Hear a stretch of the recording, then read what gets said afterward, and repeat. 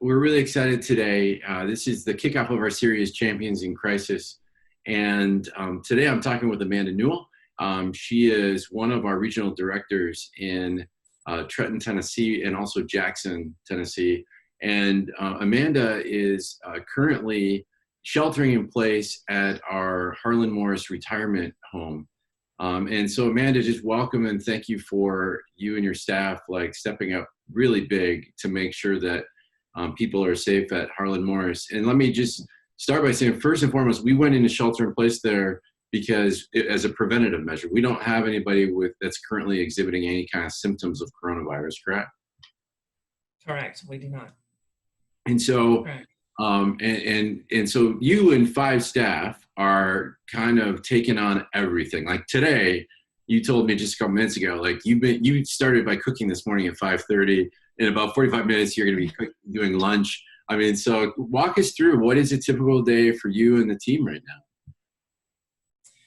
Well, there are 6 of us, so 5 of my staff volunteered to stay. So kudos to them, because I mean, this is truly a team effort to run this place 24/7 with the 6 of us. So each of us has an 8-hour shift a day, and everybody gets a full day off each week. And I'm considered the floater, so when that person has the day off, I have their shift. So everybody has a set schedule through this whole entire shelter in place, except for me. I'm the one who floats every day. So I have a different job every day. And so that's why my appearance is like this, because I am the designated cook today. And so right now it's between breakfast and lunch. And, meals are a little different right now because everybody is quarantined to their room during meal times. They're not eating in the dining room.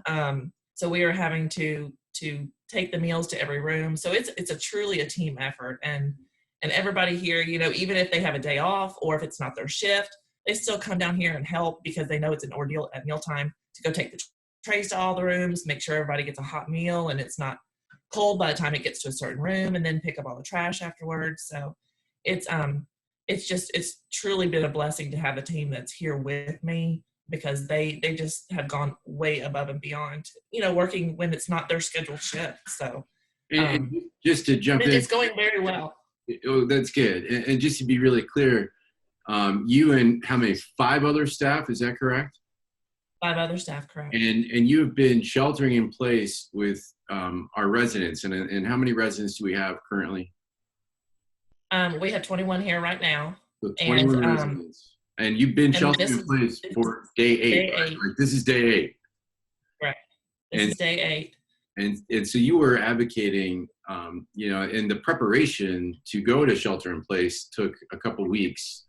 And then you were planning along the way and advocating to be prepared to do it last Thursday at 4 p.m. as a preventative measure. And you were one of the first retirement homes in that county to go shelter in place, if I remember correctly, right? I actually don't know of any others near us that have done this. Wow. They have restricted visitors, but I do not know of any in our area who have sheltered in place. Yeah, and we had done that. You had restricted visitation even prior to that for a week or 2. I think just you've been such an advocate, and your team has been advocates for just the health and safety and trying to err on the side of caution. How are the residents doing? So I mean, it's a big move. You've got some older people. They're used to seeing family on a regular basis. They're used to being social with each other, and I know that you've limited even movement throughout the retirement home. So how are the residents? They're such a precious group of people. I've really enjoyed meeting them. How are they handling it? They are. They're doing okay. They are accepting the changes that are going on right now. We just try to encourage positivity, and this will be over before we know it, and we can get back to normal activities and eating with each other in the dining room. I think that's the thing that they miss the most, is that socialization at mealtime. Right. But we have seen some with some of them that normally you wouldn't see some confusion. We've tried to explain the virus and what's going on in the world around them, and they're trying to watch the news more, and they understand what's going on. They're sad some, but we are trying to continue as normal as possible. Each week, my staff are fabulous with still continuing beauty salon day and washing hairs and rolling and drying, and so we're trying to, and we're still playing bingo, so we're trying to continue the activities as normal as possible right now, just in a different way. So they're doing well though. They're all healthy, they're all safe, and we know that because of this shelter in place. And that's, you know, the main focus. We have offered, you know, FaceTime and Skype and Zoom to the families. A couple of them have shown interest in that. Some of the families are coming and the residents will go sit on the porch. The family members will drive up to the circle because we have a circle drive out front. They'll sit in their car and talk to them from afar. Oh. Some of the families are coming and talking through windows and talking through doors. And so they are keeping in constant contact with their families. Families are dropping off supplies, and it's just that physical contact with the families that is kind of hard for them to understand right now and grasp. But they're doing well and they're safe, and that's the whole purpose of this, is to keep them safe. So yeah, they're doing well. Good. No, Yeah. I'm glad to hear that. And you know, it's just such a precious community of people, and even though it's a large number, they're very vulnerable. You know, I think you know, they're probably you know, late 60s up to 80s, 90s, right? I mean, so we're talking about a high. Our eldest one is 94. Wow. 94. Yeah. Yeah. So I mean, we got to keep them safe. I really appreciate that. So how are you and the team doing? How are you all coping with this change? You're away from your family. What's it like for you to be kind of living in this situation right now? It's I have a 3-year-old and a 14-year-old. So the 3-year-old doesn't really understand. The 14-year-old and my husband obviously understand, but the 3-year-old doesn't. But luckily he's not grasping the time right now. So he's not grasping that I've been away for 8 days. It just seems like a couple days to him. Wow. I do FaceTime him every night and my family every night. The other staff FaceTime their families and talk to their families constantly. One of my staff, we've needed a couple things from the grocery store. So bless his heart, he keeps having to, like, he's come a couple days this week to bring us something and drop it off from the grocery store because we can't leave.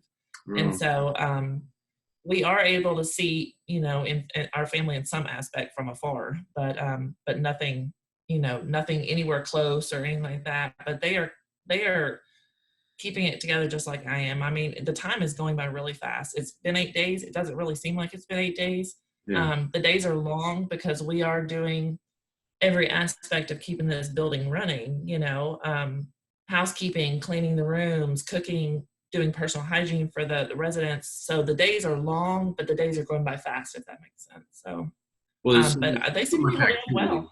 Yeah, there's so much activity going on. There is. It's constant movement. So constant movement. No, I can, you know, I sympathize. I haven't seen my kids in person since the 15th of March. And so I'm, you know, also wondering kind of for myself when this releases, how soon that'll happen and when I'll be able to see them. But I'm trying to do the same thing, trying to stay connected, trying to use Zoom. You know, it's really important now more than ever to stay connected in some way, shape, or form. So, but it doesn't replace being able to wrap your arms around them, obviously, or tuck them in. No, it doesn't. So it doesn't. Yeah. So you want to give a shout out to anybody that you're missing or anybody on your team? Well, I mean, I'll give a shout out to both my teams. My team here at Harlan Morris that is here on the ground, the front lines. I mean, they are doing exceptionally well for the circumstances, and they just have really stepped up. I could not be prouder of these people that are here with me. My Jackson team is holding down the fort in Jackson, and you know, I appreciate them because, you know, I'm not there physically, and you know, and sometimes they'll call here or email me, but I'm in the kitchen cooking or in a room or asleep because it's in the middle of the day and I work the night shift or something. And so I'm not 100% accessible to them. So they are, you know, and Ryan and Bartlett and Cherry and Dwayne, I mean, they've all stepped up as far as, you know, picking up some stuff for me that I can't necessarily do because I'm working on shift and trying to do, you know, administrative stuff. So, you know, just a shout out to the whole team who has backed up through this process, because it's been a total group effort to pull something like this off and to do it well. So. Because you're still, in addition to Harlan Morris, you're still supporting a number of people with intellectual and developmental disabilities residentially all throughout Jackson area in that region. So there's a lot of people that are still being supported during this time. that your team is helping with. And all through Tennessee, we're trying to make sure that the people we support have what they need during this time, and trying to keep them safe and healthy. That's probably one of the biggest priorities, if not the biggest priority right now, is their safety and well-being, just because they are at high risk. So what's for lunch today? What did you cook up? What are you serving today? Well, I got kind of a bad cook day because today is salmon and slaw and brown beans and hush puppies. And so I was like, man, I don't want to cook on a Friday again, because it was like frying salmon and just stuff that I don't cook a lot of at home. So right. it was a little different. Yeah, well, but breakfast is super easy because it's your standard eggs and sausage and bacon. I can do that any day, but lunch is a little different. Yeah, Fish Friday, right. And I'm cooking vegetable soup and cornbread for supper.